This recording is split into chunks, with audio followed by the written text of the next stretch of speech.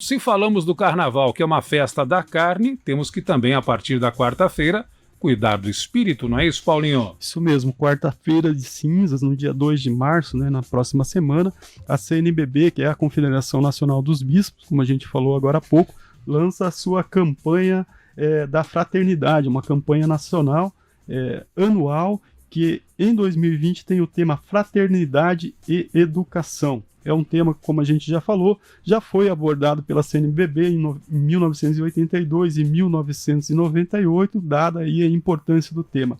Mas para este ano, Moacir e ouvintes, a CNBB explicita lá no texto base da campanha, justificando o porquê a escolha desse tema, que a realidade de nossos dias que fez com que o tema educação recebesse esse destaque hoje em 2022. Um tempo marcado pela pandemia da Covid-19 e por diversos conflitos, distanciamentos e polarizações. Então, quem vai esmiuçar para nós essa mensagem, essa reflexão trazida pela CNBB dentro da campanha da fraternidade é o padre Nivaldo Aguilera, ele que é assessor da Pastoral da Comunicação da Diocese da Igreja Católica aqui em Foz do Iguaçu. Bom dia, padre Nivaldo, obrigado por atender o nosso convite, seja bem-vindo aqui à Clube. Bom dia, queridos radiovintes, bom dia, queridos irmãos aqui do estúdio da nossa Rádio Clube. Uma grande satisfação estar com vocês novamente, esse convite que vocês todos os anos fazem a nós, para estarmos aí falando sobre esse momento tão importante que nós iniciamos na Quaresma da nossa comunidade católica e também junto nós começamos aí esse período da campanha da fraternidade. Legal. Ô, padre Nivaldo, por que a afirmação de que a realidade de nossos dias, entre aspas, porque é o texto da CNBB, levou à escolha do tema educação na campanha da Fraternidade 2022? Contextualize isso para a gente, por favor. O contexto atual, né, pandêmico, né? O contexto pandêmico que nós vivemos aí nesses últimos 2 anos, ele mostrou uma grande disparidade da educação, sobretudo com as pessoas, né? Então nós percebemos, muitas vezes nós olhamos assim a desigualdade que existe no país, no mundo inteiro também, nós podemos assim dizer, quando se trata de educação, né? A acessibilidade, né? Que muitas pessoas não tiveram na pandemia, só que isso não é um problema da pandemia, isso era um problema que já vinha acontecendo há muito tempo, né? A acessibilidade, a falta de educação mesmo para algumas pessoas, sobretudo as pessoas mais pobres, né? Então, a campanha de fraternidade, ela vem olhar com algo que já acontecia, mas na pandemia ela vem ser mais explícita. O leque, as várias possibilidades, as várias desigualdades que existiu dentro da educação no nosso país. Na campanha é abordado assim que a educação não deve ser compreendida e não é compreendida pela CNBB ao lançar a campanha apenas como um ato escolar de transmissão de conteúdo, de preparação técnica do aluno, do educando, mas um processo que envolve a comunidade. Por quê? Então, isso é um dos pontos chaves do texto base, né, da campanha Fraternidade, né? A escola ensina, a família ensina, a sociedade ensina, os amigos ensinam. Então, existe várias vertentes de ensinos dentro da nossa vida de uma pessoa, né? E a gente não pode jogar uma responsabilidade simplesmente para o professor, ou terceirizar esse tipo de coisa simplesmente para o professor. Então nós devemos entender que essa missão de educar e de ensinar, né, não deve se restringir simplesmente à figura do professor. É claro que o professor é uma figura essencial, uma figura fundamental na educação das nossas crianças e adolescentes e também jovens e adultos, né? Mas a campanha de fraternidade, no meu ponto de vista, esse é a grande sacada. A comunidade que ensina, a comunidade que é ensinada, o pai que ensina, o pai que também aprende, né? Do catequista, de uma comunidade católica, vamos olhar assim também, né? Temos o catequista, temos o padre, temos o diácono, temos o ministro. Então nós temos uma vastidão de pessoas que também tem essa possibilidade. E se a gente se restringir simplesmente aos professores, a gente perde muito isso, né? O padre Nivaldo, a campanha da fraternidade é norteada por uma educação humanizada. que é essa educação humanizada que a campanha projeta? Essa campanha humanizada é a partir de princípios, né? Princípios morais e valores, né? Que a gente precisa entender e que de repente até precisa ser resgatado, né? De repente muitos de nós, né? Você e eu e nós que estamos aqui no estúdio tivemos aulas de ensino religioso, aulas cívicas, né? E que em si não eram coisas ruins, que nós aprendemos muitos valores morais, de amar as pessoas, de respeitar as pessoas, de ser uma pessoa educada, de saber uma pessoa, de se comportar com os mais antigos, se comportar em sociedade. Então, a educação como um todo, não simplesmente na escola, é valorizar princípios morais que são essenciais, né? Valores da vida, a importância da vida, não a importância de matar, esses valores morais que se permeiam dentro da religiosidade católica e também como todas outras religiões também, nos ensinam, sobretudo, a amar as pessoas, perdoar as pessoas. Eu acredito que se a gente bater nessa tecla de uma educação mais humanizada, né, muitos problemas da humanidade vão ser resolvidos. Ensinar as pessoas a amar. Né? Mais do que ensinar a tabuada. Tabuada é importantíssimo. Ensinar geografia, história, física, química é de extrema... Mas para as profissões, né? Para um profissional. Mas e para a vida de uma pessoa, o importante é ensinar os valores essenciais para a vida. Por isso, essa educação assim mais humana, né? O senhor citou antes o papel dos professores. Gostaria de retomar esse ponto. A própria campanha fala em distanciamentos e polarizações, né? E hoje a gente vê os professores que formam uma categoria de trabalhadores aí que a gente pode dizer que era idolatrada, era como uma autoridade dentro de uma comunidade até bem pouco tempo, quase inatacada ou inatacável.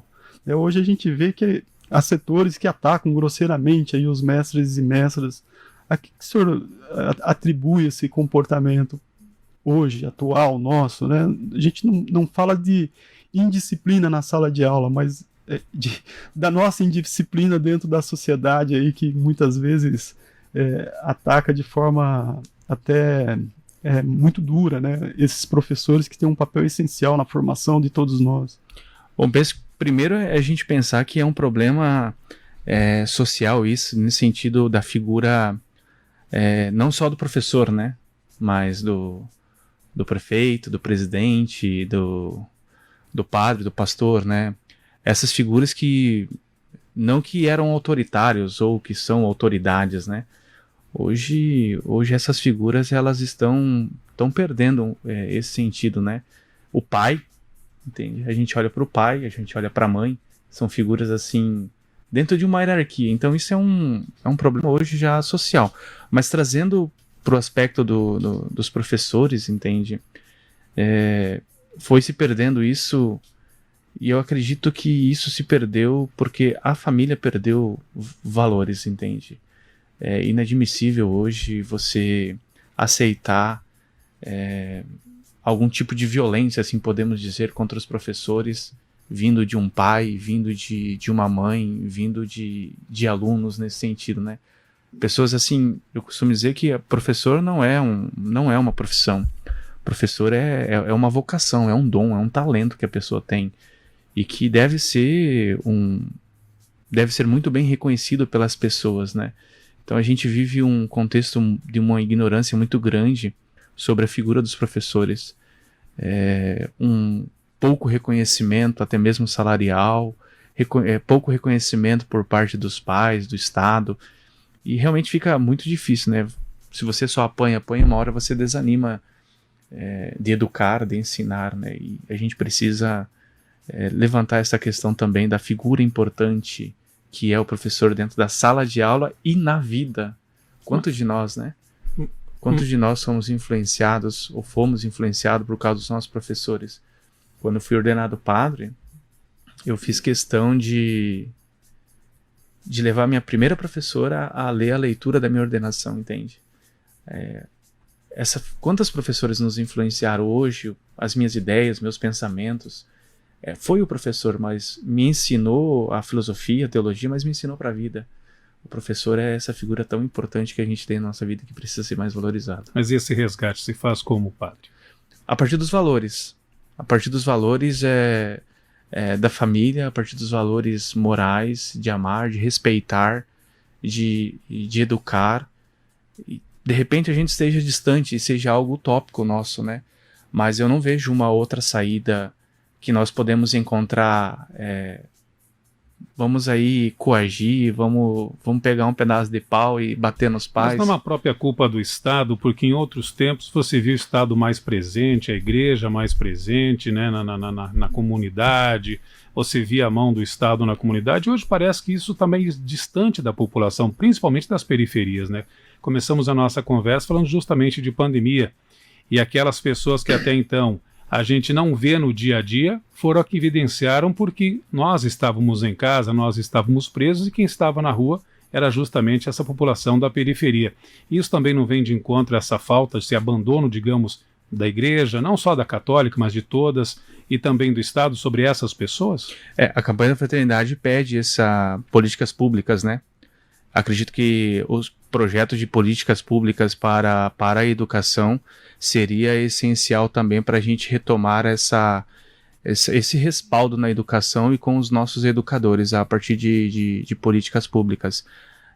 Falando e se tratando do Estado, né? Quando se trata da religião, tem a sua parcela também, né? Tem a sua parcela de culpa quando se trata de agregar esses valores dentro da comunidade. O padre, fazendo um link com o texto da campanha da fraternidade desse ano, que fala ali justamente desse distanciamento, desses antagonismos aí que a gente tem vivenciado muito, eles, em que medida que eles afetam essa nossa relação com o professor, esse nosso respeito ao professor, a nossa consideração ao professor, porque parece que há uma seletividade nesse julgamento, porque os educadores estão entre os profissionais que não pararam durante a pandemia, né? Seja no ensino online ou no ensino presencial, é uma categoria que a escola permaneceu funcionando, né? O que se adaptou foi a modalidade de ensino, mas a gente escolhe alguns profissionais, né, e muitos com razão, quando a gente fala que o enfermeiro, o médico são nossos heróis durante a pandemia, a gente tem que fazer essa valorização, mas há outros segmentos, né,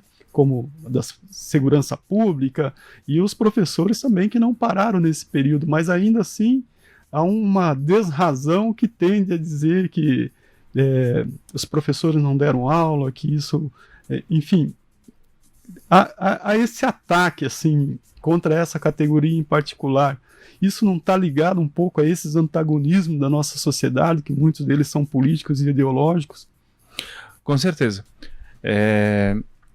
Nós podemos elencar aqui essas questões. Vamos assim, sobre como foi difícil aos professores. Como foi difícil aos professores, porque foi algo que pegou todo mundo de surpresa e o professor aprender a dar aula de maneira online, né? E eu digo por experiência própria que lá a gente não tem uma escola, mas a gente tem a catequese, né?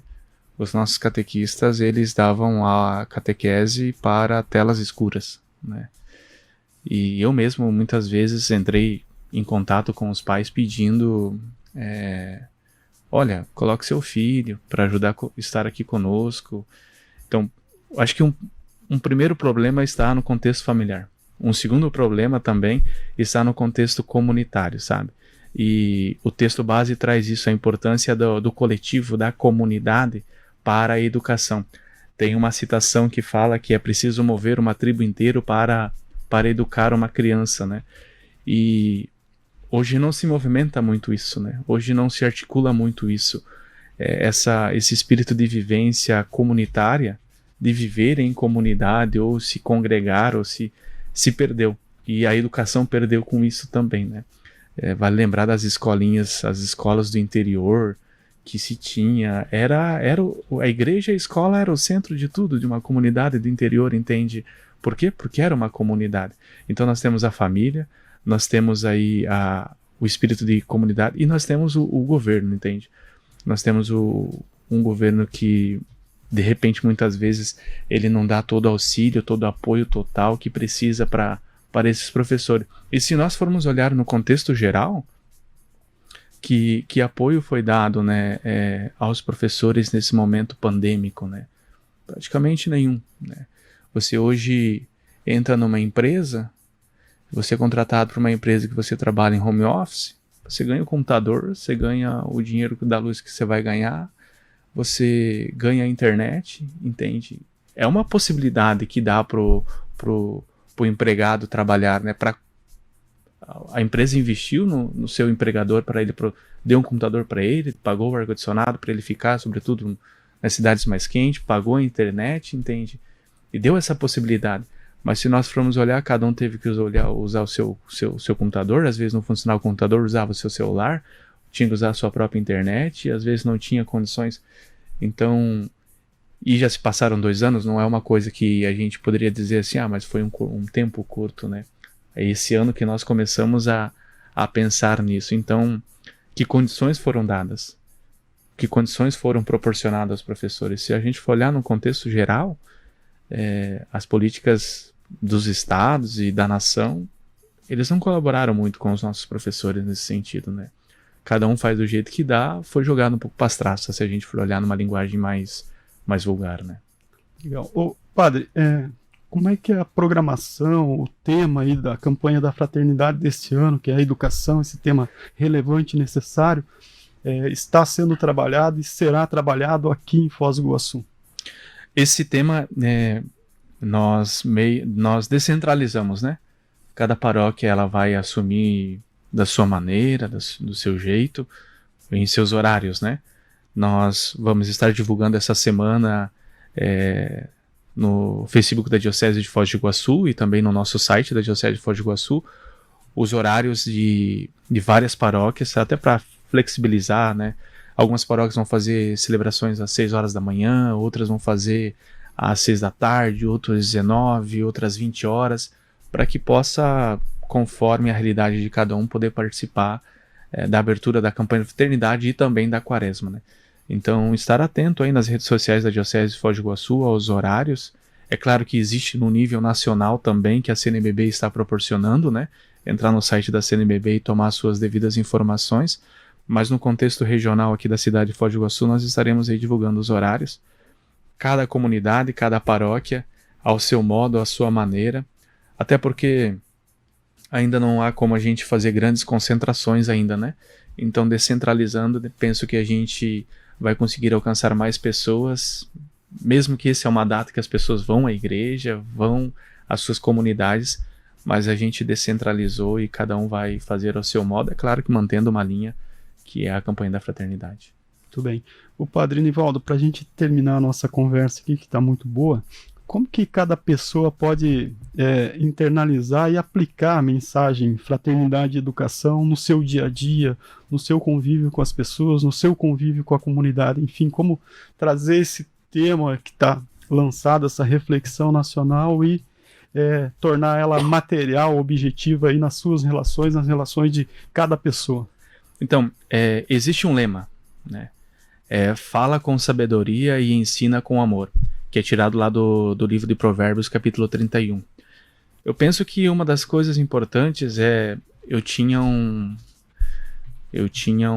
diretor espiritual, né, em que ele falava muito para nós isso, né, só fale quando as suas palavras forem melhor do que o seu silêncio. E nós vivemos num contexto em que todo mundo gosta de dar opinião e achar que a sua opinião é verdadeira. A gente vive num contexto que todo mundo tem que falar e acha que tem que falar e todo mundo tem que concordar. Só que não se pensa mais no que se fala. Não tem uma reflexão daquilo que vai ser falado. Então, quando se trata sobre essa educação, quando você pensa naquilo que você vai falar, você pensa e você respeita a opinião do outro. Você entende a opinião do outro. Então, você não é agressivo na hora de você falar a sua opinião. Você pode ter a sua opinião do jeito e a maneira como você quiser. Mas quando você pensa antes de falar, você não é agressivo. Você não é arrogante, você não é prepotente, você não acha que a sua fala tem que ser a verdade absoluta. E a gente vive muito isso num contexto político, por exemplo, que cada um pode achar que pode dar a sua opinião, num contexto pandêmico, ou até mesmo num contexto de guerra que nós estamos vivendo. Se você não... Tem um filósofo alemão, Wittgenstein, ele fala, se você não sabe, então não fala. Então, se você não sabe daquilo que tem que ser falado, fique quieto. Então, a gente muitas vezes fala demais e ensina pouco. E aí, nesse livro de Provérbios, ensinar com o coração. Quando a gente fala, quando a gente ensina, ou quando a gente quer ensinar alguém, a primeira coisa que a gente deve fazer uma avaliação é se eu estou falando com o coração. O coração, no contexto bíblico, é a vida da pessoa. É a vida da pessoa. Então, a gente está num achismo, a gente está nesse tipo de ideias, assim, no mundo que nós estamos vivendo, que as pessoas não falam mais com o coração. Elas não pensam com a cabeça e elas não falam com o coração. E acredito que se as pessoas pensassem um pouco e falassem com o coração, a educação seria bem diferente. Muito bem, padre, obrigado aí por suas considerações, pela reflexão que compartilhou aqui com todos nós. E fica aí então, Moacir, o chamado aí para as pessoas que interessadas em se aprofundar no tema, acompanhar as ações aí da campanha da fraternidade desse ano, ir às redes da Diocese aqui de Foz do Iguaçu com a programação local aqui do município e também nas redes sociais da CNBB, que transmitirá o evento nacional de lançamento da campanha aí para todo o país. Padre Nivaldo, muito obrigado por vir. Estamos de portas abertas aí sempre que quiser trazer aqui informações e compartilhar reflexões, a Clube está de portas abertas. Obrigado pela presença. Obrigado aí à Rádio Clube, uma grande satisfação sempre estar aqui presente com vocês e à disposição sempre também para estarmos aí conversando sobre determinados assuntos aí. Marco Zero, onde tudo começa.